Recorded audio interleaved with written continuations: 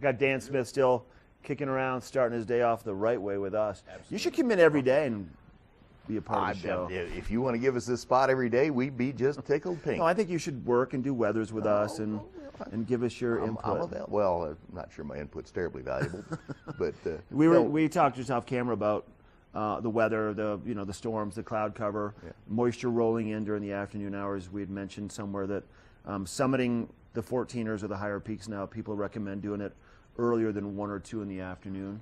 And why is that now? Is it because of? I have no idea of what the climatology is, but lightning appears to be coming down a little earlier. The simple rule is try and summit as early as you can, which usually means starting in the dark on whatever approach trail. And as you start to go up, if you see big, ugly black clouds forming behind the peak you're trying to summit, turn around and go down. So wouldn't you equate that to a lot of common sense, really? Well, common sense is not terribly common, but yeah. Uncommon sense. There's so many things you can do to ruin your experience here. You can go hiking with no water. Bad idea.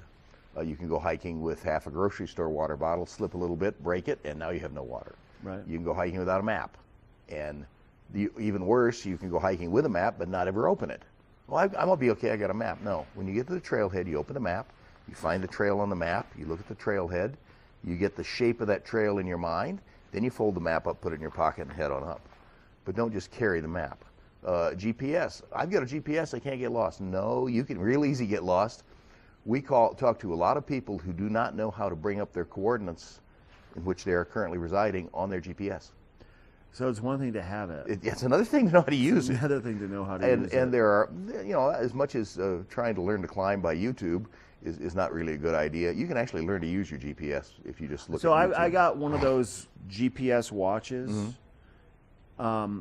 And the idea of it's great, but I don't know how to access the GPS stuff and all that, so that's...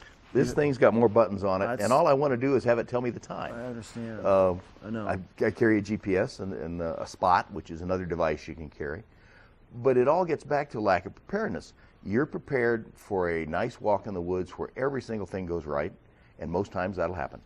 Of the hundreds and hundreds of thousands of people that come up here in the summer, in the woods, or in the winter, we work somewhere under 200 people for 125 or more missions.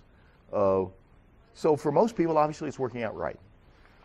You don't want to be one of the ones it doesn't work out right for, and most of the ones for whom things do not work out right, it's because they were unprepared. Right. Now, our our biker with the broken pelvis, he was prepared, but he just went over the handlebars and landed on a rock. And that's one of those unforeseen situations that could happen to anybody. And he was prepared in that he had people with him. We had a little bit of a problem trying to find his location, but people don't know how we do it. But once we got his location, it was a very simple extraction. Okay. But this lack of preparedness is what bites you. Okay. Good to see you, buddy. Welcome back.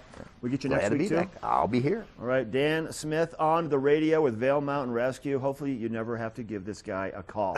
All right. We're taking a break from Good Morning Vail on this nice and fall-like Monday morning, August the 13th. We'll be right back.